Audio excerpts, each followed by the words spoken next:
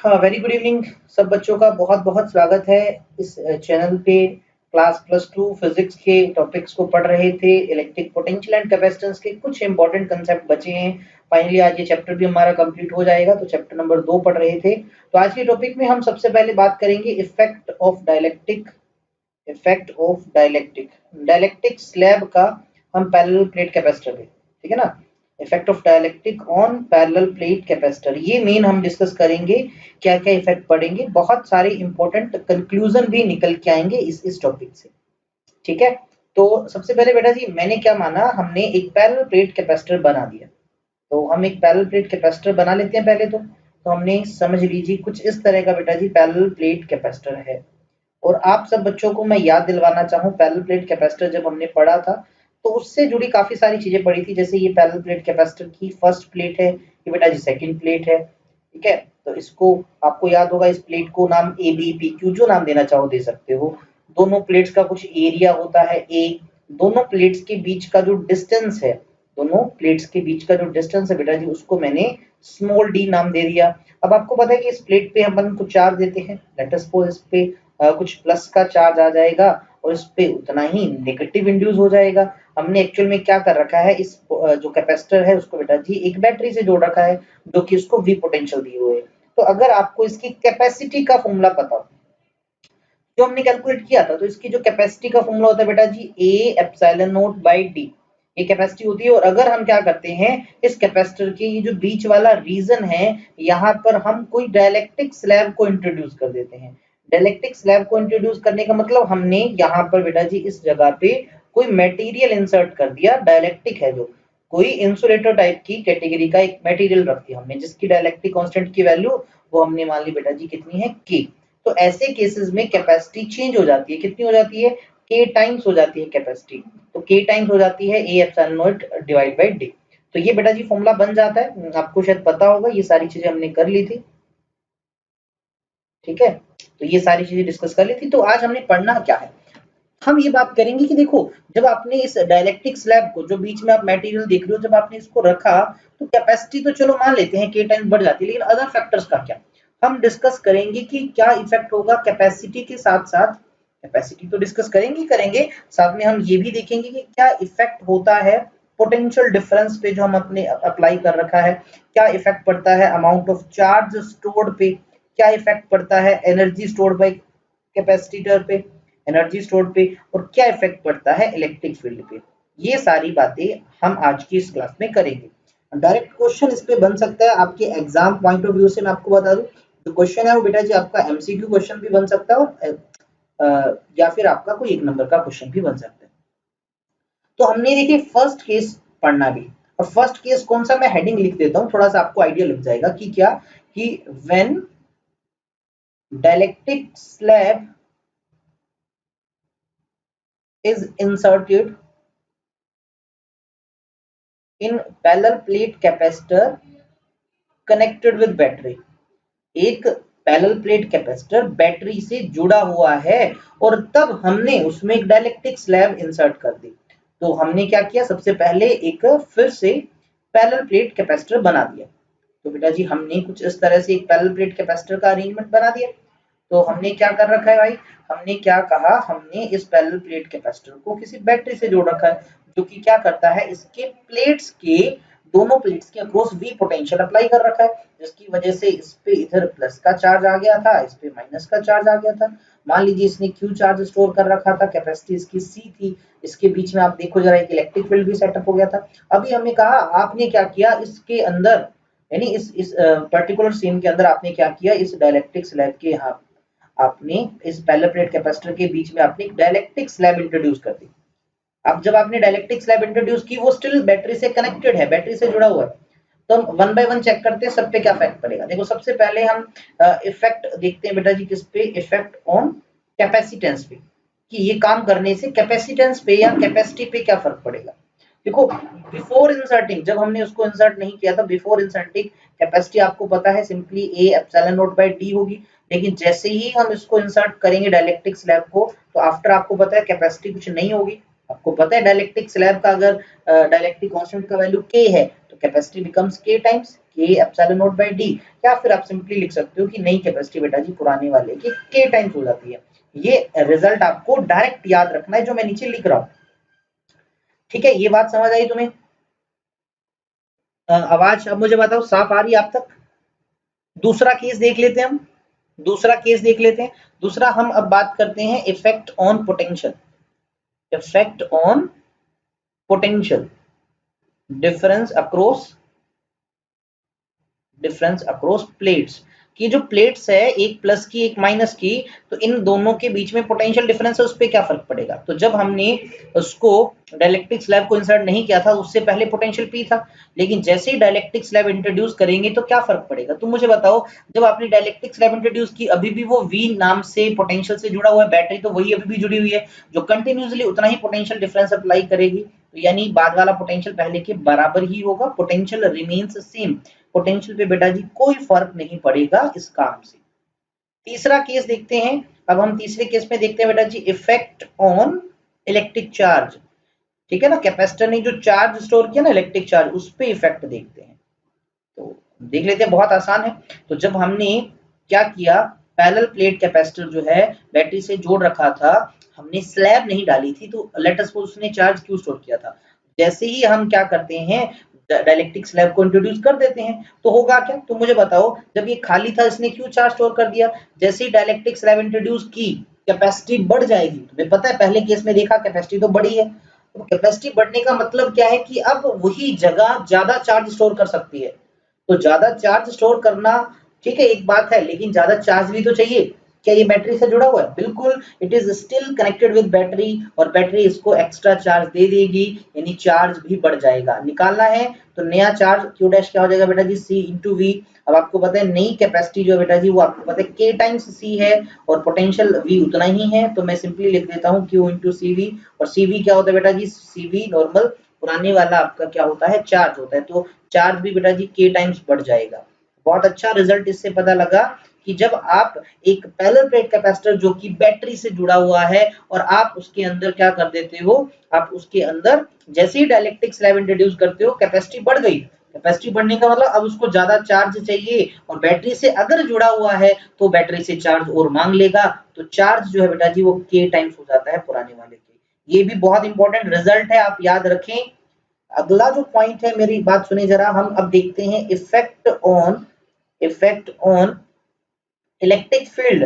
बेटा जी electric field पे effect देखते हैं। अब इलेक्ट्रिक फील्ड कौन सा, जब हमने कैपेसिटर को कंसीडर किया था तो वो खाली था, तो बीच में इलेक्ट्रिक फील्ड कुछ ई होगा, और जैसे ही हमने बेटा जी एक स्लैब इंसर्ट कर दी, इसके बीच में एक डाइलेक्ट्रिक स्लैब लगा दी, डाइलेक्ट्रिक स्लैब लगाने से आप देखें नेट इलेक्ट्रिक फील्ड जो बचेगा वो कुछ अलग बचेगा, और हमने ये चीज ऑलरेडी ड्राइव की हुई है।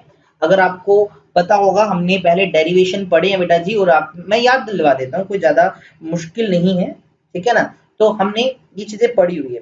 तो अब इलेक्ट्रिक फील्ड की बात कर रहे हैं। अब इलेक्ट्रिक फील्ड डाइलेक्ट्रिक स्लैब डालने से क्या इफेक्ट पड़ेगा, आपको पता है डाइलेक्ट्रिक स्लैब डालने से भैया इलेक्ट्रिक फील्ड चेंज होना चाहिए। तो कैसे निकालते हैं, हम मान लेते हैं कि भैया जब हमने स्लैब नहीं इंसर्ट की थी तब जो इलेक्ट्रिक फील्ड था बेटा जी वो ई था। अब हम जैसे ही इसको कनेक्ट करते हैं हमें इलेक्ट्रिक फील्ड निकालना है, तो इलेक्ट्रिक फील्ड का फॉर्मूला होता है potential divide by distance, potential difference between the plate and distance. अब आपको पता है ऊपर वाला पोटेंशियल वो तो सेम है, वो तो बदला ही नहीं, और डी हर प्लेट के बीच का डिस्टेंस भी सेम है, तो इट मीन ई भी क्या मिलेगा बेटा जी, ई भी आपको क्या मिलेगा, सेम मिलेगा, कोई फर्क नहीं पड़ेगा। तो जितना इलेक्ट्रिक फील्ड पहले था उतना ही अब रहेगा, यानी आप जब बैटरी से जुड़े हुए कैपेसिटर के अंदर स्लैब को डालोगे उस दौरान इलेक्ट्रिक फील्ड उतना ही रहेगा। क्वेश्चन आता है कि सर स्लैब का कोई इफेक्ट नहीं होगा, स्लैब की वजह से होना चाहिए, स्लैब की वजह से इलेक्ट्रिक फील्ड कम होना चाहिए, लेकिन बैटरी से तो ये लगातार जुड़ा हुआ है, इसलिए बैटरी उसका उतना ही फील्ड मेंटेन करके रखेगा। ठीक है, ये पॉइंट भी आई थिंक सो क्लियर हो गया। अब हम बात करते हैं इफेक्ट बेटा जी किस पे, इफेक्ट ऑन किस पे इफेक्ट देखना है हमें। अब हमें इफेक्ट देखना है एनर्जी स्टोर्ड पे। एनर्जी स्टोर्ड के भी काफी सारे फॉर्मूले पढ़े हमने, तो अब एनर्जी स्टोर्ड के अकॉर्डिंग चेक करते हैं। अब क्या फर्क पड़ता है, जब हमने उसको स्लैब को इंसर्ट नहीं किया था तो एनर्जी स्टोर्ड को मैं यू लिख देता हूं, और यू आपको पता ही है यार formula half C V square होता है ना, कैपेसिटी और पोटेंशियल के टर्म में लिख रहे हैं अपन। और अब आफ्टर मतलब जब हमने स्लैब इंसर्ट कर दी तो यू डैश है वो कितना होगा हाफ, कैपेसिटी नहीं कितनी है बेटा जी, के टाइम्स है, और पोटेंशियल कितना, वो तो सर उतना ही है, पोटेंशियल पे कोई फर्क नहीं है। तो बेटा जी देखो सिर्फ के वाला फैक्टर ही बाहर आया, के बाहर आया हाफ CV स्क्वायर, और हाफ CV स्क्वायर तो पुरानी एनर्जी है, यानी के टाइम्स एनर्जी आ जाएगी। तो एक बहुत अच्छा रिजल्ट आया कि एनर्जी भी के टाइम्स हो जाती है। कुल मिला के मेरे पास जो कंक्लूजन निकल के आया, मुझे ये पता लगा कि battery still connected, battery connected है, स्टिल कनेक्टेड है। और जब हम क्या करें, डाइलेक्ट्रिक स्लैब को इंसर्ट कर दे, डाइलेक्ट्रिक स्लैब को क्या कर देते हैं, इंसर्ट कर देते हैं, किन फैक्टर्स पे इफेक्ट पड़ता है, जो कैपेसिटी है बेटा जी, कैपेसिटी वो क्या हो जाती है, के टाइम्स हो जाती है। जो पोटेंशियल है बेटा जी, जो पोटेंशियल है वो क्या हो जाता है, वो सेम ही रहता है, कोई फर्क नहीं पड़ता। और हमने देखा उसके अलावा, पोटेंशियल के अलावा जो चार्ज था, वो चार्ज भी क्या हो जाता है, के टाइम्स हो जाता है, मतलब ज्यादा स्टोर कर लेता है वो कैपेसिटर। और हमने इलेक्ट्रिक फील्ड की बात की बेटा जी, वो क्या रहा, इलेक्ट्रिक फील्ड सेम रहा। एंड लास्ट में हमने एनर्जी स्टोर्ड की बात की, तो हमें पता लगा एनर्जी स्टोर्ड भी के टाइम्स हो जाता है। तो ये रिजल्ट बड़ा ही शानदार है, ठीक है, ये चीज आपको हर हाल में याद रखनी ही है। तो ये सब कहानी तब जब बैटरी जुड़ी हुई है और हमने स्लैब इंसर्ट की। अब एक और कंसेप्ट है यार, इसका सुनो, केस नंबर 2। अब दूसरा केस हम डिस्कस कर रहे हैं। आई थिंक सो यहाँ तक तुम्हें जो बातें हैं वो समझ आ रही होंगी जो मैं तुम्हें बताना जा रहा हूँ। अब हम क्या कहते हैं कि देखो, हमारे पास कैपेसिटर था सर, बिल्कुल कैपेसिटर था इस तरह से, कैपेसिटर को हमने बैटरी से जोड़ रखा था, बिल्कुल बैटरी से जोड़ रखा था। इसने जितना चार्ज स्टोर करना था बिल्कुल कर लिया सर, बिल्कुल चार्ज स्टोर कर लिया, सब कुछ कर लिया इसने। अब हमने क्या किया, इस जो कैपेसिटर है इसको बैटरी से हटा दिया, बैटरी से हटा दिया। और अब इस बैटरी को हटाते ही आपने इसके अंदर एक स्लैब इंसर्ट कर दी। अब हमने इसके अंदर क्या डाल दी बेटा जी, एक डाइलेक्ट्रिक स्लैब को इंसर्ट कर दिया, ठीक है। कब इंसर्ट किया मैं फिर बता देता हूँ, हमने डाइलेक्ट्रिक स्लैब कब इंसर्ट किया, जब बैटरी से ये कनेक्टेड नहीं है। तो मैं केस की अगर हेडिंग लिखना चाहूँ तो मैं ऐसे लिख सकता हूँ, इंसर्टिंग डाइलेक्ट्रिक स्लैब, ठीक है, इंसर्टिंग डाइलेक्ट्रिक स्लैब किसके अंदर, इन चार्ज कैपेसिटर, जो पहले से ही चार्ज है बेटा, ध्यान रखना खाली नहीं है, चार्ज कैपेसिटर है, ठीक है। Battery is not connected, battery is not connected. अब इसके अंदर भी वही सारे केस स्टडी करेंगे वन बाय वन, सब पे क्या इफेक्ट पड़ने वाला है। बहुत ही अच्छे रिजल्ट आएंगे तुम्हें, बहुत ही आसानी से समझ भी आ जाएंगे। देखो चलो पहला इफेक्ट चेक करते हैं। पहला आपको पता है हम किसकी बात करते होते हैं बेटा, पहले में हम कैपेसिटी की बात करते हैं, तो कैपेसिटेंस की हम बात करते हैं, इफेक्ट ऑन कैपेसिटेंस इस पे। देखो जब हमने उसको डाइलेक्ट्रिक स्लैब को इंसर्ट नहीं किया था, तो वो ऑलरेडी उसकी कैपेसिटी कुछ सी होती होगी, है ना, सी कैपेसिटी है। और जैसे ही डाइलेक्ट्रिक स्लैब को डाल देंगे तो पता है डाइलेक्ट्रिक स्लैब से जो नई कैपेसिटी होगी वो तो के टाइम्स हो जाएगी कैपेसिटी की। तो वही सिंपल रिजल्ट है, भी उसकी स्टोर करने की एबिलिटी बढ़ जाएगी। तो डाइलेक्ट्रिक स्लैब चाहे आप बैटरी ऑन है तब इंसर्ट करो, चाहे बैटरी ऑफ है तब इंसर्ट करो, कैपेसिटी ऑलवेज इंक्रीजेस के टाइम्स, इस पे कोई फर्क नहीं पड़ेगा। दूसरा अब हम बात करते हैं इफेक्ट किस पे बेटा जी, इफेक्ट ऑन पोटेंशियल। पोटेंशियल किसका, पोटेंशियल अब हम कर रहे हैं पोटेंशियल डिफरेंस अक्रॉस प्लेट्स। ये प्लेट्स का पोटेंशियल डिफरेंस है अक्रॉस प्लेट्स, ये प्लेट्स के अक्रॉस जो वी पोटेंशियल डिफरेंस है ना, उस पे क्या इफेक्ट पड़ेगा। तो जब हमने स्लैब इंसर्ट नहीं की थी, तो पोटेंशियल कुछ वी था, और जैसे ही स्लैब इंसर्ट करते हैं पोटेंशियल कुछ अलग होगा, वी डैश कितना होगा वो तो हमें निकालना है। अब कैसे निकालें, बहुत ही आसान सा तरीका है पोटेंशियल निकालने का, तुम मुझे बताओ, गैस करो कैसे निकाला जा सकता है पोटेंशियल। अब आप याद रखिए, मैं थोड़ा सा बताना चाहूंगा, आपको ये भी पता होगा पोटेंशियल होता है बेटा जी इलेक्ट्रिक फील्ड इनटू में डिस्टेंस, ठीक है। अब जैसे स्लैब इंट्रोड्यूस करते हैं तो इलेक्ट्रिक फील्ड इस बार डिक्रीज होगा। देख एक मेरी बात सुनो जरा, बैटरी जुड़ी हुई नहीं है, बैटरी क्या करती थी, लगातार एक कांस्टेंट पोटेंशियल डिफरेंस प्रोवाइड करती थी। अब बैटरी तो है नहीं, अब बैटरी अगर नहीं है तो क्या होगा, पोटेंशियल डिफरेंस पे इफेक्ट पड़ेगा। चार्ज भी वो और नहीं ले सकता, और बैटरी होती तो और चार्ज ले लेता, यानी चार्ज भी सेम रहना चाहिए बेटा जी। तो आप कोई भी इस फॉर्मूले से भी निकाल लो, या फिर Q is equal to CV होता है, आपको पता है। तो यहाँ से V क्या आएगा बेटा जी, Q बाई C आएगा। अब चार्ज तो वो और ले नहीं सकता क्योंकि बैटरी से तो जुड़ा नहीं हुआ है, Q तो सेम रहेगा, तो V C के इनवर्सली है। अगर C K टाइम्स हुआ तो V क्या हो जाएगा बेटा जी, V उसका रेसिप्रोकल, रेसिप्रोकल मतलब 1 बाई K टाइम्स हो जाएगा। तो ये 1 बाई K टाइम्स हो जाएगा किसके, पुराने पोटेंशियल के। तो यहाँ से एक बहुत अच्छा रिजल्ट आया कि जो पोटेंशियल है वो 1 बाई K टाइम से डिक्रीज हो जाएगा। क्यों डिक्रीज हुआ मैंने बता दिया। देखो पहले बैटरी मेंटेन रखता था वोल्टेज, अब बैटरी तो है नहीं, बैटरी तो है नहीं तो मेंटेन नहीं रहेगा, तो पोटेंशियल 1 बाई K टाइम्स हो जाएगा। तो इस फॉर्मूले का यूज करके तुम इसको ड्राइव भी कर सकते हो। चलिए इसके बाद तीसरा पॉइंट देखते हैं, चार्ज पे क्या इफेक्ट पड़ेगा। Effect on charge store, effect on charge stored. अब देखिए बहुत आसान है इसको समझना, जब हमने उसमें स्लैब इंसर्ट नहीं की थी, बैटरी ने स्टार्टिंग में उसको क्यों चार्ज दे दिया, लेकिन जैसे ही स्लैब इंट्रोड्यूस की तो नया चार्ज कितना होगा यार, चार्ज तो उतना ही रहेगा, क्योंकि चार्ज तो बैटरी प्रोवाइड करती है, बैटरी के थ्रू आता है, लेकिन बैटरी से तो जुड़ा हुआ नहीं है, तो चार्ज उतना ही रहेगा जितना पहले था, चार्ज रिमेन्स सेम, कोई फर्क नहीं पड़ेगा। अच्छा मैं एक आपको और बात बताना चाहूँ तुम्हें इस चार्ज के कंसेप्ट से, जो आपने याद रखना है। देखो क्यू आप सीवी से भी लिख सकते हो, अब तुम्हें पता है कि ये जो है ना, ये तो के टाइम्स सी हो जाएगा और पोटेंशियल 1/k टाइम्स होगा, तो के से के कैंसिल, तो सीवी का सीवी ही रहेगा, चार्ज नया पुराने के ही बराबर होगा, चार्ज पे कोई इफेक्ट नहीं पड़ेगा, तो चाहे आप इस चीज को लिख सकते हो, ठीक है ना भी लिखो तो भी काम चल जाएगा इस चीज को, ठीक है ना, ये मैंने आपके समझाने के लिए लिख दिया। तो चार्ज रिमेन्स सेम।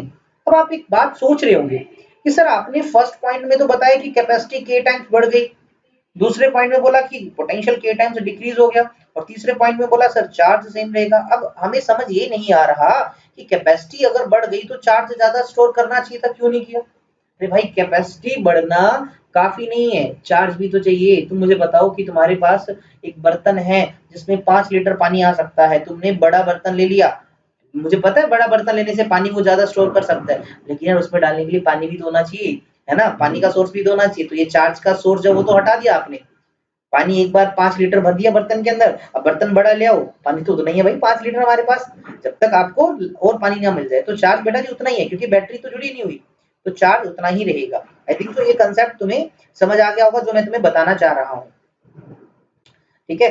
चलिए अगले कंसेप्ट पे बढ़ जाते हैं बेटा जी। तो अगला कंसेप्ट किस पे इफेक्ट देखना, अब हम इफेक्ट देखना है भाई साहब, ठीक है। अच्छा अगला पॉइंट देखो, अब हम इफेक्ट देख रहे हैं on electric field, electric field पे क्या इफेक्ट पड़ेगा। देखो इलेक्ट्रिक फील्ड पे बहुत अच्छा इफेक्ट पड़ने वाला है। तो जब हमने स्लैब इंसर्ट नहीं की थी, स्टार्टिंग में चार्ज कर रखा था, तो कुछ इलेक्ट्रिक फील्ड ई था। अब हम जैसे ही स्लैब इंसर्ट करते हैं, बैटरी से जुड़ा नहीं हुआ है, मतलब उतना फील्ड तो मेंटेन नहीं हो पाएगा, तो फील्ड नया निकालना है, ई डैश लिखता हूँ, क्या होगा नया पोटेंशियल डिवाइड बाई डी, ऐसे तो करते हैं। अच्छा नया पोटेंशियल, नया पोटेंशियल कितना है मुझे बताओ, नया पोटेंशियल तो सर v बाई के है, d तो उतना ही रहेगा, तो आपके पास क्या बना बेटा v बाई डी, और इधर 1/k लगा देता हूँ, और v बाई डी तो ये तो पुराने वाला है, ये सिंपल v बाई डी पुराने वाला है, तो यानी आपको पता लगा नया इलेक्ट्रिक फील्ड, नया इलेक्ट्रिक फील्ड पुराने वाले का 1/k टाइम्स हो जाता है। या फिर आपको एक बात याद हो, हमने ना एक दिन पहले ये पढ़ा था कि हमेशा डाइलेक्ट्रिक कांस्टेंट जो होता है बेटा जी, वो applied field divide by reduced field के बराबर होता है। रिड्यूस्ड फील्ड, क्योंकि फील्ड कुछ कम हो जाता है, क्योंकि उसका भी इंड्यूस हो जाता है, तो यहाँ से खुद मुझे बताओ कि अप्लाइड फील्ड कितना होगा, जो आपने स्टार्टिंग में अप्लाइड किया था वो कितना होगा, वो आप जरा इसी फॉर्मूले से देख सकते हो। सॉरी बचा वो बताना है, अप्लाइड क्यों बताना है, सॉरी क्षमा, हमें तो बताना है बाद में कितना होगा ना रिड्यूस। तो तुम मुझे बताओ यहाँ से बेटा जी रिड्यूस्ड इलेक्ट्रिक फील्ड कितना होगा, तो जितना हमने अप्लाई किया, लेट अस सपोज स्टार्टिंग में ई अप्लाई किया, डिवाइड बाय के आ जाएगा, तो यही तो मैंने यहाँ पर बताया आपको। तो जो इलेक्ट्रिक फील्ड है वो डिक्रीज हो जाएगा बेटा, इलेक्ट्रिक फील्ड कितना 1/k टाइम्स डिक्रीज हो जाएगा, ठीक है। अच्छा अगर बैटरी से जुड़ा रहता तो बैटरी ये काम नहीं होने देती, ठीक है ना, बैटरी से तो जुड़ा नहीं हुआ। एंड लास्ट इफेक्ट हम मुझे बताना है, किस पे बताना है, अब देखते हैं इफेक्ट ऑन, किस पे इफेक्ट देखना है हमें, एनर्जी स्टोर पे देखना है भाई, एनर्जी स्टोर पे क्या इफेक्ट पड़ेगा, एनर्जी स्टोर, चलो जी देख लेते हैं एनर्जी स्टोर पे क्या इफेक्ट पड़ेगा। तो एनर्जी स्टोर जो होता है यू, जिसको लिखते हैं, तो कनेक्ट करने से पहले कितना था बेटा जी, यू था हाफ सीवी स्क्वायर था।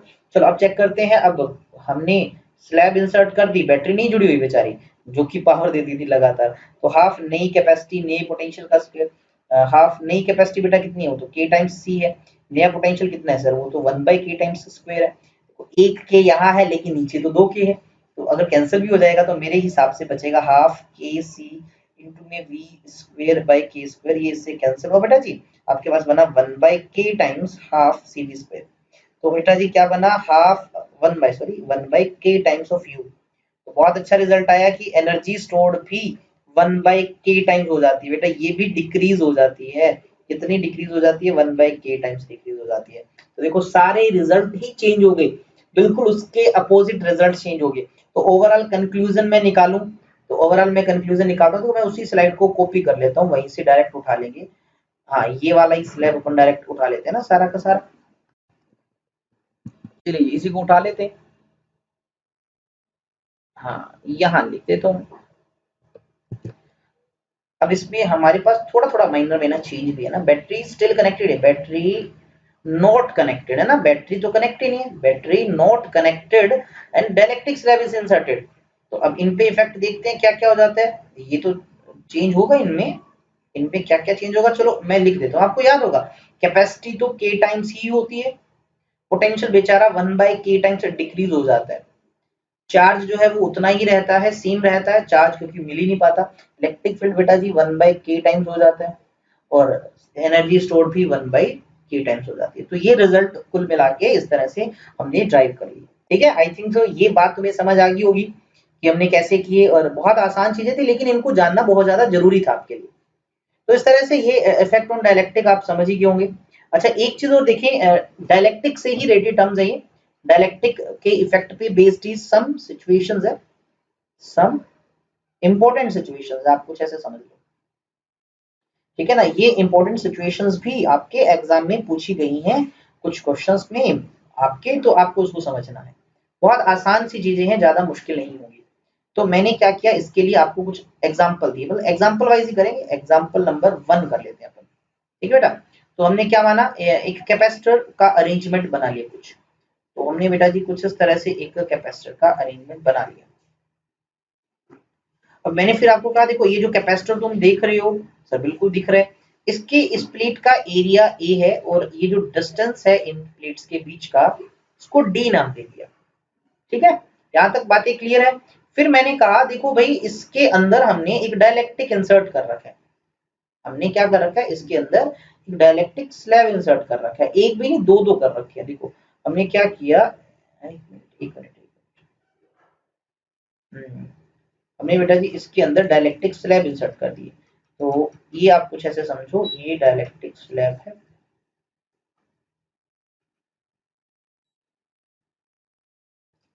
ठीक है, तो ये डाइलेक्ट्रिक स्लैब एक नहीं दो तो डाल रखे हमने इसके अंदर यार, और दूसरा ये मान लीजिए कुछ,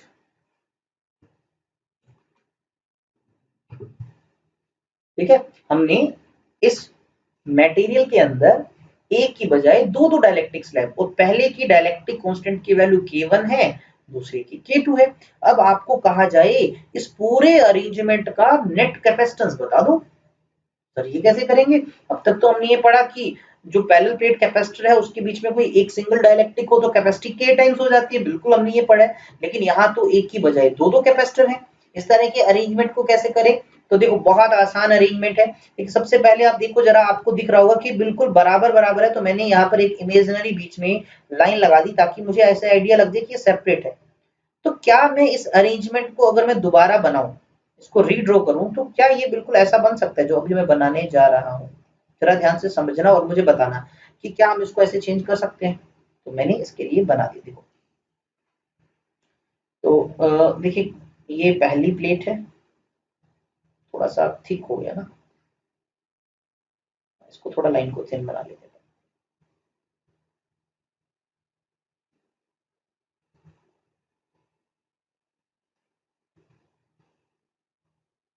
ठीक है बेटा जी, अब आई थिंक सो तुम चीजों को समझ पा रहे हो।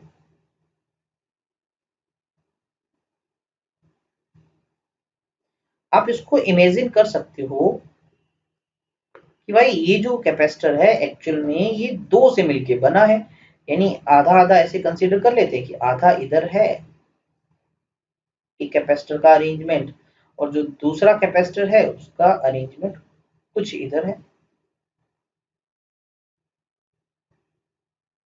यानी एक सिंगल कैपेसिटर को दो कैपेसिटर मान के चल सकते हैं, बिल्कुल ऐसा माना जा सकता है आसानी से समझने के लिए। देखो यानी ये जो कैपेसिटर है ये K1 वाला बन गया, ये वाला K2, ऐसा ऐसा इमेजिन किया जा सकता है कि this is made up of two capacitors in series, जैसे ये दो कैपेसिटर से मिलकर बना है, दोनों सीरीज में है।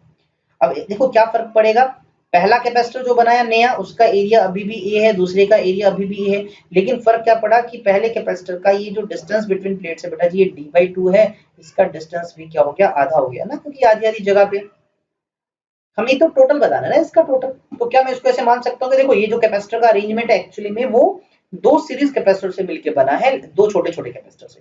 अब इसकी कैपेसिटी C1 मान लेता हूँ, इसकी C2। अगर मैं इन दोनों की निकाल कर टोटल निकाल लूं तो मेरे पास इसकी कैपेसिटी आ जाएगी। हमें तो इसकी निकालनी है फर्स्ट जो सिचुएशन है, तो पहले मैं C1 C2 निकालता हूँ। देखो C1 कैपेसिटी कैसे निकालते हो तुम, पहले की कैपेसिटी निकाली है ना, तो कैपेसिटी का तो फॉर्मूला सिंपल होता है। इसके अंदर अगर स्लैब है, बिल्कुल स्लैब है, तो K1 लगा दिया। इसका एरिया बेटा जी, इसका एरिया A है, ठीक है, और epsilon not divide by plates के बीच का डिस्टेंस वो d/2 है बेटा जी, मैंने d/2 लिख दिया। ऐसे ही दूसरे कैपेसिटर का लिखता हूँ तो क्या हो जाएगा, उसके अंदर डाइलेक्ट्रिक कांस्टेंट K2 है, एरिया उसका प्लेट का भी A है, epsilon not divide by distance between plates वो d/2। तो C1 C2 निकल चुके हैं। अब ये C1 C2 है क्या, अब आपको पता है these are in सीरीज, तो सीरीज में लगे हुए हैं C1 C2। तो सीरीज में आपको पता होगा जो टोटल होता है वो कैसे निकालते हो, 1/CS is equal to 1/C1 plus 1/C2। ये वाला फॉर्मूला लगाते हो, तो ये वाला लगा देते हैं। तो देखो 1 बाय जो टोटल आएगा CS क्या आएगा, 1/C1। पहला क्या है मुझे बताओ, देखो इस 2 को मैं ऊपर ले जाता हूँ तो बन जाएगा ये, मैं इधर लिखता हूँ इसको। देखो बेटा जी क्या ये ऐसे बनेगा 2K1A epsilon naught by D, और ऐसे ये बन जाएगा। तो मैं इसको यहाँ लिख देता हूँ। देखो कहाँ है भाई, 1/2K1A epsilon naught by D plus में 1/2K2A epsilon naught by D, कुछ ऐसा ही सीन हुआ। तो 1 बाई बेटा जी CS क्या है, देखो डी ऊपर चला गया, 2K1A एप्सिलॉन नॉट प्लस में यहाँ पर भी d divide by 2K2A epsilon. पहले कॉमन चीज को निकाल लेते हैं ताकि ज्यादा कैलकुलेशन से अवॉइड हो सके, हम बच सके। तो d/2A एप्सिलॉन नॉट ये सब चीजें कॉमन आ गई, यहाँ से बचा बेटा जी 1/K1 प्लस में यहाँ से बचा 1/K2। अब इधर इसको सोल्व कर लेते हैं, 1/CS is equals to d/2A epsilon naught. और देखो इसको सोल्व करें हम, सोल्व कर से क्या आएगा मुझे बताओ, एलसीएम आया K1 K2, ऊपर आ जाएगा K2 प्लस K1, एलसीएम तो ले सकते हो ना तुम इसको। अब हमें इसका रेसिप्रोकल करना है, तो CS जो आएगा बेटा जी वो आएगा 2A epsilon naught by D, और इधर से बन जाएगा K1 K2 divide by K1 plus K2। तो बेटा जी ये आपके पास रिजल्टेंट कैपेसिटी आ जाएगी। तो यानी अगर आप ये जो अरेंजमेंट देख रहे हो पहला ये वाला, ये जो पूरा अरेंजमेंट है ना पहले वाला, तो इसकी कैपेसिटी का जो फॉर्मूला बना CS इसको लिखते हैं, वो भी हमने निकाला, क्या बना वो 2A epsilon naught by D, यहाँ आया K1 into K2 divide by K1 plus K2। अगर दो स्लैब हो इस तरह से तो ये फॉर्मूला बन जाता है इक्विवेलेंट यानी रिजल्टेंट का। ठीक है, आई थिंक सो चीजें तुम्हें क्लियर होंगी ये सारी। अब देखिए इसके बाद एक केस और देखते हैं, एक एग्जांपल और देखते हैं, चीजें थोड़ी सी ज्यादा और आपको क्लियर हो जाएंगी जो मैं तुम्हें बताना चाह रहा हूँ। तो एग्जांपल नंबर 2, अगर बाई चांस आपको क्या कहा जाए बेटा जी, कैपेसिटर कुछ इस तरह से, तो हमने फिर से कैपेसिटर बना लिया, एक पैरेलल प्लेट कैपेसिटर ही बना रहे हैं हम बार बार। तो जी ये पैरेलल प्लेट कैपेसिटर है हमारे पास, और ये दो प्लेट्स आप देख ही रहे हो, है ना। प्लेट का एरिया ए है, प्लेट के बीच का जो डिस्टेंस है वो बेटा जी डी है, जो पहले एज यूजुअल हम मान के चलते हैं। अब हमने क्या कहा भी, देखो इस प्लेट्स के बीच में फिर से दो डाइलेक्ट्रिक को हमने रख रखा है, लेकिन इस बार डाइलेक्ट्रिक को जो रखा वो कुछ इस तरह से रखा है, आप देख ही पा रहे हो डायग्राम में, आपको शायद दिख ही रहा होगा ना। एक यहाँ पर है ये वाला, और दूसरा हम कोई और कलर ले लेते हैं, देख लो ये रहा। तो दूसरा बेटा जी कुछ इस तरह से अरेंजमेंट हमने मान लिया। ठीक है, फिर से दो डाइलेक्ट्रिक हैं, लेकिन इस बार अरेंजमेंट थोड़ा सा अलग है, ऊपर वाला K1 वाला, नीचे K2 वाला। अब इनका टोटल बताओ। तो इस तरह के क्वेश्चन को सोल्व करना बिल्कुल पहले वाले की तरह है। पहले वाले की तरह कैसे, अब इसको हम दोबारा बना लेते हैं, इसी डायग्राम को अपन दोबारा बना लेते हैं। कैसे दोबारा बना लेते हैं, बहुत आसान है सर। तो क्या मैं मान सकता हूं कि ये जो कैपेसिटर है एक्चुअल में ये दो कैपेसिटर से मिलके बना है। सर दो कैपेसिटर से मिलके बना है, अरे बिल्कुल दो कैपेसिटर से ही तो मिलके बना है। एक ये रहा ऊपर वाला, और एक ये रहा नीचे वाला। ठीक है, अब इनमें क्या फर्क है देखते हैं, थोड़ा सा इसको बना लेते हैं। तो ये ऊपर वाला कैपेसिटर आप देख रहे हो जिसमें ये येलो कलर का डाइलेक्ट्रिक भर रखा है हमने ना, ये वो वाला है। और ये नीचे वाला जो कैपेसिटर बना है ये कौन सा है, जिसपे कोई K2 डाइलेक्ट्रिक भर रखा है। तो ऐसे मान सकते हो कि जो हमारा ओरिजिनल डायग्राम है इसको हम डिवाइड करें तो ये दो कैपेसिटर की तरह बिहेव कर रहा है। और दो कैपेसिटर कौन से, दो कैपेसिटर वो जो आपस में पैरेलल में लगे हों, ठीक है ना। ये जो C1 और C2 दो अलग अलग कैपेसिटर की तरह काम कर रहा है, ठीक है। ये बिहेव करता है as they are in parallel. बेटा जी वो पैरेलल में है। पहले के कैपेसिटेंस को K1 नाम दे दिया, दूसरे को K2। अब देखो फर्क क्या पड़ने वाला है। देखो जो ये ओरिजिनल है इसका प्लेट का एरिया ए है, लेकिन ये जो इससे दो बने एरिया तो आधा आधा हो जाएगा, क्योंकि ये आधा आधा हो गया तो a/2, ये भी a/2। अच्छा डिस्टेंस तो सेम रहेगा बेटा जी, इसके लिए भी डिस्टेंस d है और इसके लिए भी डिस्टेंस d है। तो दोनों की कैपेसिटी निकाल लेते हैं।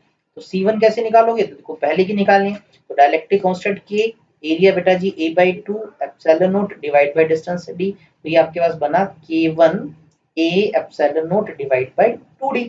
ऐसे ही C2 निकाल लेते हैं, तो मैं डायरेक्ट लिख दूं यहाँ पर, तो बन जाएगा बेटा जी K2 a epsilon naught by 2d।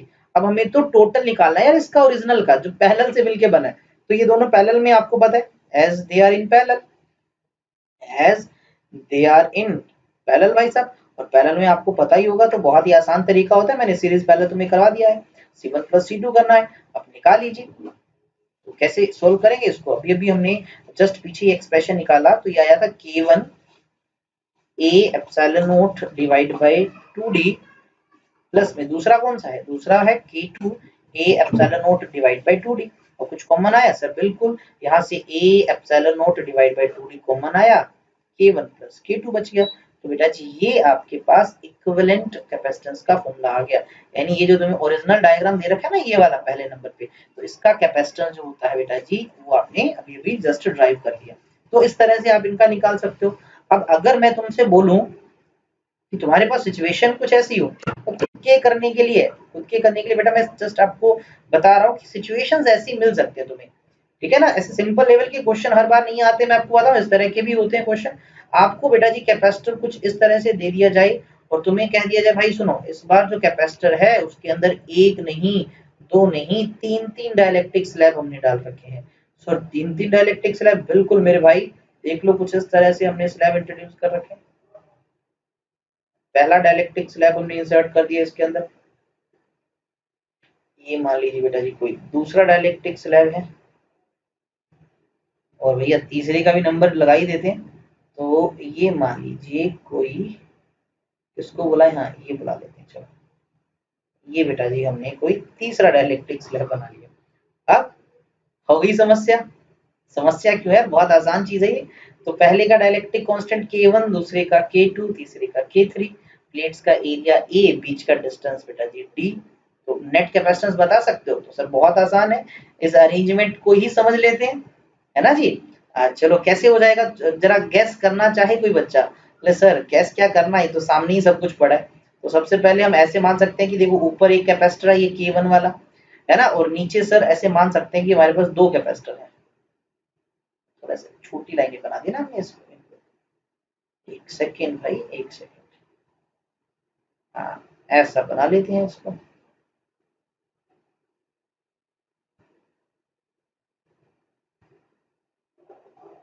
ये कैपेसिटर्स कुछ इस तरह से भी माने जा सकते हैं, ठीक है बेटा जी। इस तरह से इस अरेंजमेंट को ऐसे माना जा सकता है। ऊपर ये K1 वाला कलर फिल कर देते हैं जल्दी जल्दी, अरे ये रहा भाई ये K1 वाला कैपेसिटर बन गया। अच्छा जी नीचे कौन कौन से हैं, ये K2 वाला ये इधर पड़ा भाई साहब, और लास्ट में कौन सा बचा भाई, लास्ट में बचा ये K3 वाला। ये वैसे छोटे छोटे बनेंगे, वैसे बराबर सा ही लग रहा है, तो मैं क्या करता हूँ ऊपर वाले को थोड़ा बड़ा बना देता हूँ, क्योंकि बराबर ही लग रहा है यार ये भी। तो इसको थोड़ा सा सही कर लेते हैं, इसको थोड़ा बड़ा कर लेते हैं ना, बराबर लग रहा है, फिर मतलब डिफरेंस ही नहीं पता लगेगा। ये थोड़ा सा मैं लेंथ ज्यादा बढ़ा देता हूँ,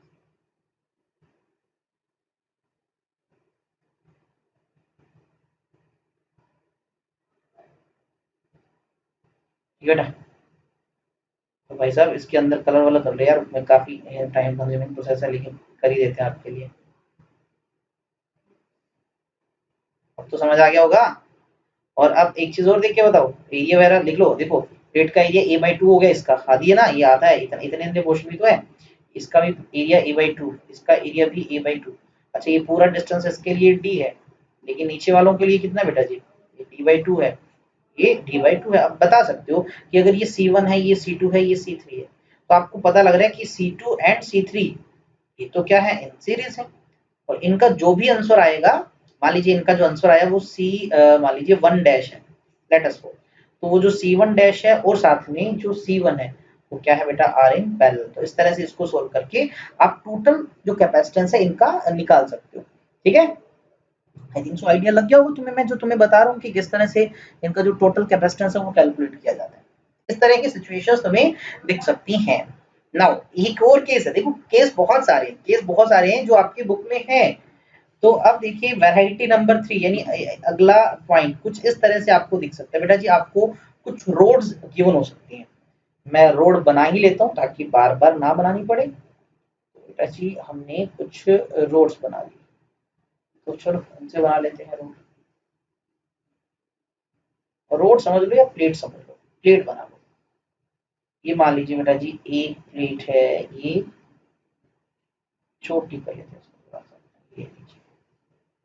ठीक है, समझ रहे मेरे भाई, ये हमने तीसरी प्लेट भी बना दी।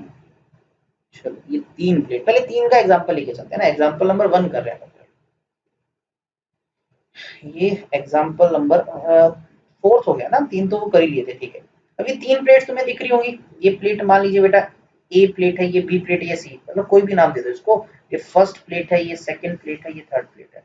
आपको क्या कहा, देखो ये कोई पॉइंट है एक, और ये कोई पॉइंट दूसरा है, ये पॉइंट बी है और ये पॉइंट ए है। तुम्हें क्या कहा, तुम्हें कहा ये वाली प्लेट इससे जुड़ी हुई है ए पॉइंट से, और ये प्लेट भी ए पॉइंट से जुड़ी हुई है। ठीक है, और ये जो बीच वाली प्लेट है बेटा जी ये बी पॉइंट से जुड़ी हुई है। इस तरह से बातें समझ आ रही होंगी। अब तुम्हें कहा कि भाई मुझे बताओ ये जो अरेंजमेंट तुम देख रहे हो, इन प्लेट्स के बीच का जो सेपरेशन है बेटा जी वो डी है, यहाँ पर भी डी है और नीचे की तरफ भी डी है, और प्लेट्स का एरिया सबका सेम है, ए है इन सबका एरिया। आप मुझे बताओ इनका इक्विवेलेंट कैपेसिटेंस कितना होगा, खाली है कोई मीडियम नहीं है। तो सर कोई मुश्किल नहीं है, ये तो बहुत आसान है।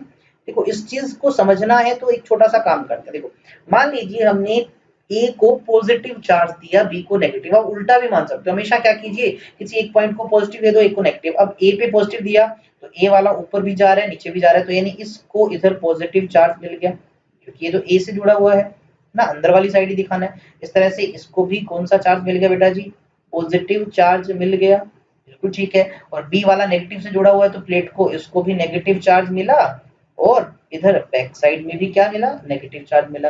अब जरा आप एक बात ध्यान से देखें, आई थिंक जो आपको चीज समझ आ जाएगी। क्या चीज समझ आएगी बेटा जी, कि यहाँ पर ये जो अरेंजमेंट तुम देख रहे हो, ये जो ऊपर वाला जिसको मैंने अभी डॉटेड लाइन बनाई है, ये अगर अरेंजमेंट आप जरा देखो तो इसमें एक प्लस का प्लेट एक माइनस का प्लेट, बीच में डिस्टेंस डी भी है, तो ये एक कैपेसिटर का काम करेगा। लेट अस सपोज इसकी कैपेसिटी C1 है। ऐसे ही यहाँ देखो एक नीचे भी तो अरेंजमेंट बन रहा है, एक प्लस और माइनस का, तो ये दूसरा कैपेसिटर का काम कर रहा है। और खास बात क्या है, पहला कैपेसिटर और दूसरा कैपेसिटर दोनों की नेगेटिव प्लेट सेम है। मतलब नेगेटिव प्लेट सेम है, मतलब वो एक ही पॉइंट से जुड़े हुए हैं बी से। और साथ में देखो जो पहले कैपेसिटर की पॉजिटिव प्लेट है और जो दूसरे कैपेसिटर की पॉजिटिव प्लेट है वो दोनों ए से जुड़ी हुई है। क्या ये अरेंजमेंट कुछ ऐसा समझा जा सकता है, तुम मुझे बताओ, क्या ये अरेंजमेंट बेटा कुछ ऐसा समझा जा सकता है कि जैसे दो कैपेसिटर्स हों, ये C1 वाला और ये बेटा जी C2 वाला।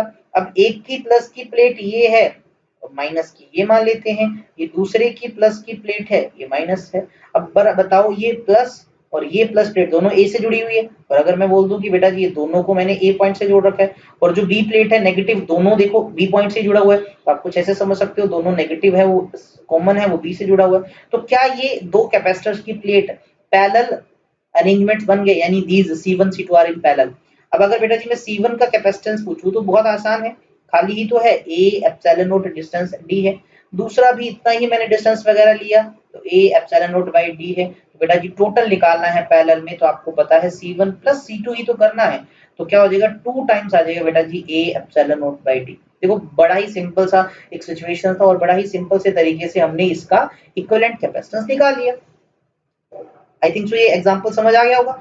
चलो एक एग्जांपल और करते हैं, एग्जांपल नंबर 5 देख लेते हैं। तो हमने क्या किया, इस एग्जांपल में भी हमने कुछ इस तरह से बना ली, प्लेट्स बना ली। ठीक है बेटा जी, तो कॉपी कर लेते हैं इसको, मैं बोलता हूँ इसकी काफी जरूरत पड़ने वाली है ना। ये 2 बना लिए, ये भाई साहब 3 मंगा लिए, और ये भाई साहब 4 मंगा लिए।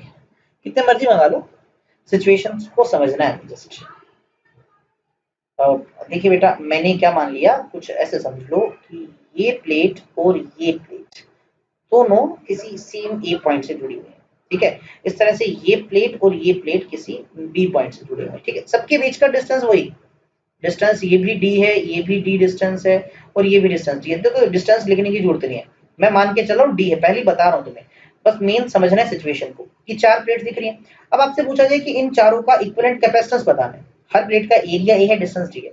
तो पहले इसको समझो यार, इस सिचुएशन को समझो। तो मैंने बताया कि क्या करो, सबसे पहले मान लो हमने इसको पॉजिटिव चार्ज दिया, इसको नेगेटिव चार्ज दिखा दो। ए पे इधर जुड़ा हुआ ए, तो इस पे बेटा जी प्लस का आ गया, सारा फैल गया प्लस का, इस पे भी प्लस का सारा फैल चुका है बिल्कुल। अच्छा, बी किससे जुड़ा है, नेगेटिव से, तो इस प्लेट पे भी इधर नेगेटिव बन गया, और इसके बेटा जी इस तरफ भी नेगेटिव बन गया, और ये भी नेगेटिव, क्योंकि ये भी तो बी से जुड़ा हुआ है, ये भी नेगेटिव, और ये भी बेटा जी क्या बन गया, नेगेटिव बन गया। अच्छा, इधर कोई जरूरत नहीं, क्योंकि इधर कोई प्लेट ही नहीं है, तो नीचे दिखाने की जरूरत नहीं है, ना ही इधर कोई नहीं है। अब जरा इस अरेंजमेंट को देखो, कितने कैपेसिटर दिख रहे हैं तुम्हें, तो बोले सर कैपेसिटर तो अच्छे खासे दिख रहे हैं। यहाँ देखो एक प्लस माइनस 2 प्लेट है प्लस माइनस की, तो एक कैपेसिटर बन गया यहाँ पर, C1 नाम दे दिया। अच्छा, एक कैपेसिटर नीचे बन रहा है, देखो प्लस माइनस है, C2 बन गया। क्या बीच वाला कैपेसिटर की तरह बिहेव करेगा, नहीं, क्योंकि दोनों ही प्लेट नेगेटिव है, तो यानी इस अरेंजमेंट में भी 2 ही कैपेसिटर हुए, C1 C2। और खास बात देखो, C1 कैपेसिटर का पॉजिटिव प्लेट ए के साथ, C2 का भी पॉजिटिव ए के साथ, C1 वाले का नेगेटिव बी के साथ, C2 वाले का नेगेटिव बी के साथ। तो बिल्कुल बेटा जी ये भी अरेंजमेंट पहले जैसा ही हो गया, कि यानी पॉजिटिव पॉजिटिव जो है वो दोनों ही ए के साथ जुड़ा हुआ है, और नेगेटिव नेगेटिव दोनों ही बी के साथ जुड़ा हुआ है। तो ये भी पैरेलल अरेंजमेंट बन गया। तो इसका आंसर भी सेम वही होगा जो पीछे वाले में हमने ड्राइव किया, यानी 2 times A epsilon naught by D. मेरी बात को समझना, जो मेन चीज सीखने वाली है वो सीखना। तो एग्जाम्पल नंबर मैं तुमसे बोल दूं यार 6 करते हैं, चलो थोड़ा सा डिफरेंट ट्राई करते हैं इस बार। तो मैंने कहा चलो कोई दिक्कत नहीं, डिफरेंट ट्राई करने का मन है तो कर लेते हैं भाई। तो ये दूसरा मंगा लिया,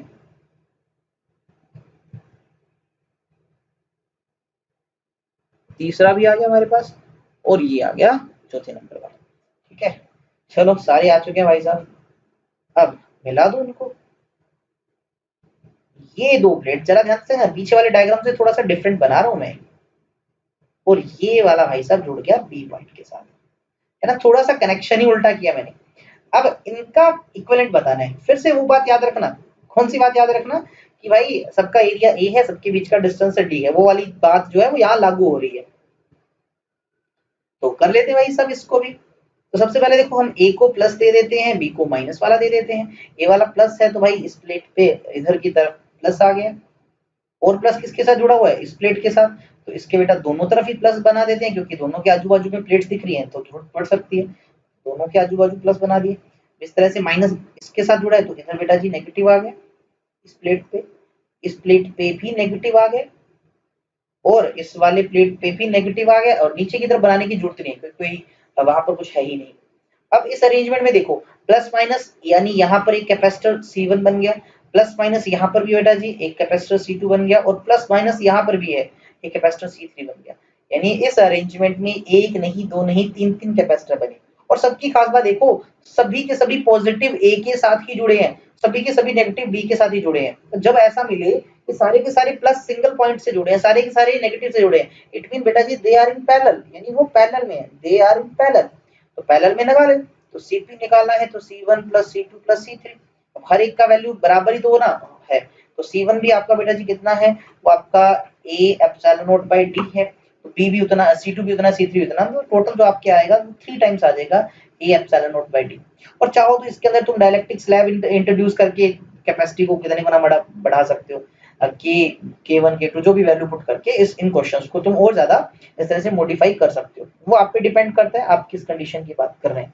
ठीक है, तो चलो मुझे बताओ सब बच्चे, सबसे पहले चले लास्ट एक सिचुएशन और बता देता हूँ तुम्हें कैपेसिटर की। देखो मैंने तुम्हें व्हिटस्टोन ब्रिज कंडीशन बताई थी, अगर आपको याद हो। एग्जाम्पल नंबर बेटा जी 7 देखो, मैंने आपको ना एक ऑलरेडी बता दी, लेकिन रिवाइज करना बनता है। मैंने आपको व्हिटस्टोन ब्रिज कंडीशन बताया था, अगर आपको याद होगा, व्हिटस्टोन ब्रिज कंडीशन। क्योंकि कैपेसिटर्स के कंसेप्ट को जब पढ़ते हैं तो ये कंडीशन कई बार हमें दिख जाती है। सबसे पहले व्हिटस्टोन ब्रिज बेटा जी, वैसे तो आपका जो अगला चैप्टर इलेक्ट्रिसिटी वाला है उसमें ये चीज दिखेगी, फिर भी समझ लीजिए कि व्हिटस्टोन ब्रिज कुछ एक स्पेशल तरह का सर्किट या एक स्पेशल तरह का अरेंजमेंट होता है।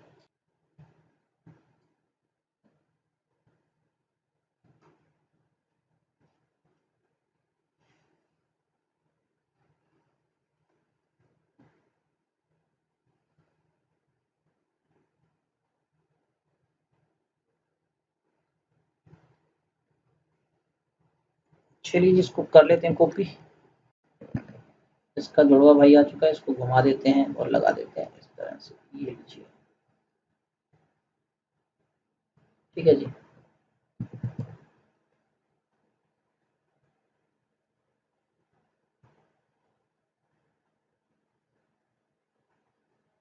इसकी हमें एक कॉपी की और जरूरत है भाई।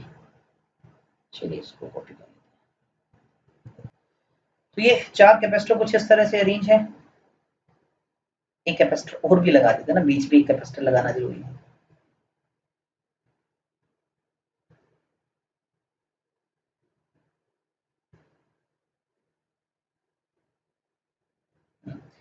ये एक स्पेशल तरह का अरेंजमेंट है। अब अगर आप जरा इस अरेंजमेंट को देखो तो मैंने इस पॉइंट को नाम दे दिया बेटा जी ए और इस पॉइंट को नाम दे दिया बी। ठीक है। अच्छा इसको भी बी दे सकते हो, इसको सी पॉइंट नाम दे देते हैं। मेरा अगर इसको बी दे दिया तो ये सी और ये डी। ये कुछ कैपेसिटर्स लगे C1 C2 C3 C4 और बीच वाले को मैंने C5 दे दिया। ये ना सेम चीज रेजिस्टेंस वाले कंसेप्ट के अंदर भी होती है। देखिए ये एक स्पेशल कंडीशन है। अगर क्या होता है कि जब पॉइंट बी जो तुम देख रहे हो, ये वाला पॉइंट सबसे टॉप मोस्ट पॉइंट बी और जो सबसे लोअर मोस्ट पॉइंट डी है, अगर इन दोनों पॉइंट्स का पोटेंशियल बेटा जी बराबर हो, अगर ये जो बी पॉइंट और जो डी पॉइंट है, बी पॉइंट और जो डी पॉइंट है बेटा, अगर वो सेम पोटेंशियल पे हो, अगर ऐसे सिचुएशन में क्या होगा, अब आपको बताओ बी और D same point same potential पे है, पोटेंशियल डिफरेंस तो है नहीं, तो यानी ये जो बीच वाली ब्रांच है जिसको मैं जिगजैग लाइन में बता रहा हूँ, तो इस ब्रांच में, ठीक है, इन बीडी ब्रांच, इस ब्रांच में कोई चार्ज फ्लो नहीं करेगा या कोई करंट ही नहीं होगा। No charge flows. अगर इसमें कोई चार्ज ही फ्लो नहीं करेगा तो इसका जो ये C5 जो कैपेसिटर लिख रहे हो ना, C5, इसको बेटा जी क्या किया जा सकता है, नेग्लेक्ट किया जा सकता है। अच्छा और इस केस में एक बहुत अच्छा रिजल्ट भी आता है, जब ये पोटेंशियल बराबर हो ना, एक रिजल्ट आता है क्या, ये जो C1 और C3 है, ये जो लेफ्ट वाले देखो, C1 और C3 का जो रेशियो होता है वो C2 बाय C4 के बराबर होता है।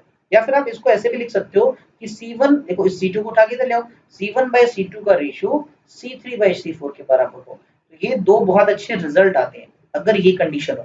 इसका रेसिप्रोकल भी ट्रू है। अगर ये कंडीशन हमें मिल जाए C1 by C2 is equals to C3 by C4 या फिर C1 by C3 is equals to C2 by C4, ये कंडीशन मिलते ही हमें पता लग गया कि VB और VB बराबर है। इट मीन BD ब्रांच में कोई चार्ज ही नहीं मूव करेगा, तो हम जो बीच वाला कैपेसिटर है इसको नेग्लेक्ट कर सकते हैं, इसको नेग्लेक्ट कर सकते हैं। अब सर इससे होगा क्या, देखो इस पे आपको न्यूमेरिकल बन सकता है। कैसे, मैं भी एक एग्जांपल तुम्हें बना के बताता हूँ। देखो एक एग्जांपल इसी का, मान लीजिए आपको एक अरेंजमेंट कुछ इस तरह का दे रखा है बेटा जी, और सबकी ऐसे वैल्यूज भी दे रखी है इंडिविजुअल कैपेसिटर्स की, हर एक कैपेसिटर की एक वैल्यू दे रखी है। तो हमने एग्जांपल के लिए मान लिया ये 2 माइक्रोफैराड का है, इसको हमने 5 माइक्रोफैराड नाम दे दिया, और इसको बेटा जी हमने 4 माइक्रोफैराड का मान लिया, और इसको 10 माइक्रोफैराड का, और इसको मान लीजिए 5 माइक्रोफैराड का। तो सभी कैपेसिटर लगा दिए हमने। अब हमारा जो काम है वो सबसे पहले एक चीज चेक करना है, क्या C1 C2 का रेशियो C3 C4 के बराबर है, या फिर इसको ऐसे लिख दो C1 C3 का रेशियो क्या C2 बाय C4 के बराबर है। चेक कीजिए, देखो ये 2 ये 4 इनका रेशियो, इन इधर इधर वालों का रेशियो अगर आप देखो तो 2 बाय 4 यानी हाफ हुआ। इधर देखो 5 और 10 का रेशियो, ये भी बेटा जी हाफ है, बराबर है। ये रेशियो बराबर मिलते ही, यानी ये चीज बिल्कुल ट्रू है इस पर्टिकुलर डायग्राम में, ये रेशियो मिलते ही हम क्या कर देंगे, जो बीच वाला है, बीच वाला कौन सा भाई साहब, ये जिसको मैंने अभी साफ कर दिया, इसको इग्नोर कर दो भाई साहब, ये इग्नोर हो गया। देखो अब इग्नोर हो गया तो डायग्राम बड़ा सिंपल सा बन गया। रेशो बराबर होने पर ही है, यह ध्यान रखना कि ये हमने चेक किया कि C1/C3 C2/C4 के बराबर है, दोनों की वैल्यू हाफ हाफ आ रही है, तो यानी ये रेशो बराबर है, तो बीच को नेग्लेक्ट कर दो। अब नेग्लेक्ट करने से हुआ क्या, सर्किट हो गया सिंपल। अब जरा आप देखो इन दोनों को, ये दोनों सीरीज में हो गए और ये नीचे वाले भी दोनों बेटा जी क्या हो गए सीरीज में। अब इन दोनों का सीरीज में सोल्व करके let us suppose C1 dash answer निकालते हो और इन दोनों को C3 C4 को सीरीज में सोल्व करके C2 डैश निकालते हो। अब आपके पास फाइनली क्या बचेगा, सिर्फ दो ही कैपेसिटर बचे आपके पास सोल्व करने के बाद। एक ऊपर की तरफ आपके पास आ गया C1 डैश और एक आ गया C2 डैश। अब दीज आर इन पैरेलल, अब ये पैरेलल में है तो बेटा जी इसको सोल्व किया जा सकता है। इस तरह से काफी कॉम्प्लेक्स नेटवर्क को, इस तरह के नेटवर्क को हम सिंपल नेटवर्क में बदल सकते हैं। ठीक है, आई थिंक सो ये बातें तुम्हें समझ आ रही होंगी जो तुम्हें मैं बता रहा हूँ। इस तरह की सिचुएशंस तुम्हें दिख जाती है, कंडीशंस तुम्हें दिख जाती है। अच्छा, ये व्हिटस्टोन ब्रिज वाला अरेंजमेंट एक और फॉर्म में मिलता है, इसकी एक फॉर्म भी है, आप उसको पहचान के उसको कन्वर्ट कर सकते हो। वो फॉर्म क्या है मैं उसको भी डायग्राम से आपको दिखा देता हूँ। देखो कुछ ऐसा भी हो सकता है, कुछ जगह आपको जो अरेंजमेंट है कैपेसिटर का, तो ये कुछ इस तरह से दिख जाए।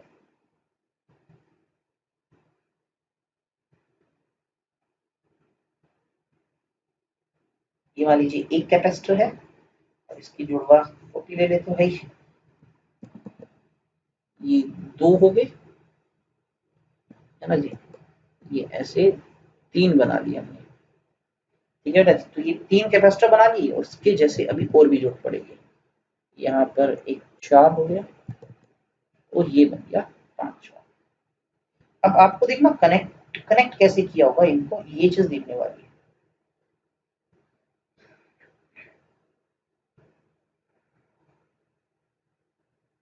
एक सेकंड मैंने थोड़ा सा गलत कनेक्ट कर दिया। ये मान लीजिए बेटा जी पॉइंट ए है, ये पॉइंट बी है, एक्स वाई नाम से भी हो सकता है, जोड़ने की वही है, यही पॉइंट बनाए जाए। तो इसको बना देते हैं।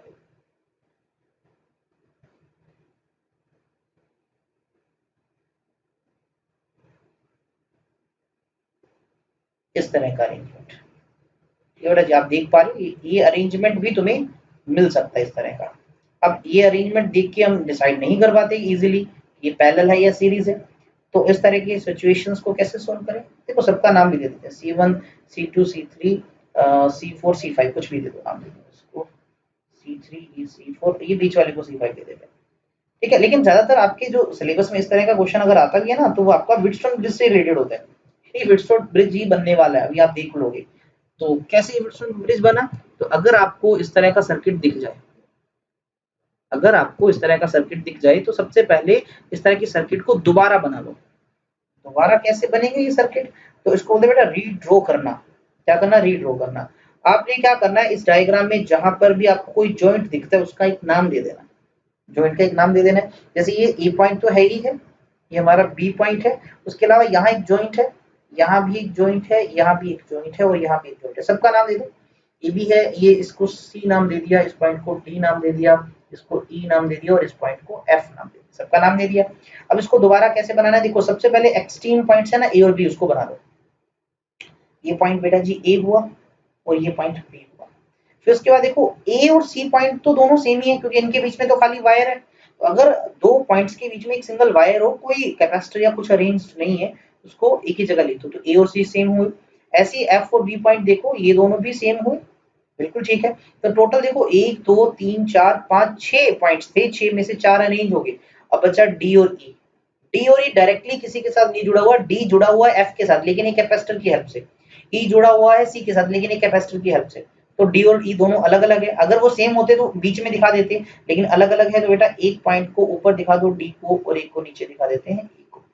अब क्या कीजिए, सभी कैपेसिटर्स को अरेंज कर लो। जैसे सबसे पहला कैपेसिटर C1, ये सी और डी पॉइंट के बीच में, तो सी ये रहा डी ये रहा, तो इनके बीच में एक कैपेसिटर लगा हुआ है, ये बेटा जी C1 लगा हुआ है। अब जरा ये पहला कैपेसिटर हम लगा चुके हैं, अब C2 जो लगा हुआ है वो किसके बीच में लगा है, सी और ई के बीच में। सी ये रहा बेटा जी, ई ये रहा, इनके बीच में लगा हुआ है C2, तो ये C2 भी लगा दिया। अब अगर आप देखिए डी और ई के बीच में C5 लगा हुआ है, तो ये रहा डी और ये रहा ई, इनके बीच में लगा हुआ है C5। अच्छा अब ये देखिए C4 किसके बीच में लगा है, डी और एफ के बीच में, तो डी और एफ के बीच में C4 लगा हुआ है। और यहाँ पर देखो C3 बचा किसके बीच में, E और F के बीच में, E और F के बीच में C3 लगा हुआ है। अब अगर आप जरा ध्यान दें, बिल्कुल ये व्हिटस्टोन ब्रिज वाली कंडीशन बन गई और जनरली आप देखोगे आपको न्यूमेरिकल में जो वैल्यूज मिलेंगी उनमें इसका और इसका रेशो जो होगा बेटा वो इस रेशो के बराबर होगा। हम C5 को नेग्लेक्ट कर देंगे और आसानी से आंसर निकाल लेंगे। तो इस तरह से ये क्वेश्चन जो है वो आसानी से हम कर लेंगे। तो ये थी एक वेरिएशन इसके अंदर, ठीक है। आई थिंक सो ये चीज समझ आ गई होगी। तो ये हमने मेन जो बातें थी जो आपको पता होनी चाहिए उनको डिस्कस कर लिया। तो जो आगे कल से जो क्लास रहेगी इसकी, यानी जो कल से वीडियो होगी उसके अंदर हम पहले इसके एग्जांपल्स को सोल्व करेंगे, फिर एनसीईआरटी के एक्सरसाइज को एंड फिर अदर आपके important 1 marks and other questions करेंगे, ठीक है ना। तो इसी तरह से क्लासेस आपकी चलती रहेंगी। अगर वीडियो आपको अच्छी लगे तो लाइक एंड शेयर जरूर करना, दोस्तों को भी शेयर करना, चैनल पे नए हैं तो चैनल को सब्सक्राइब कर देना।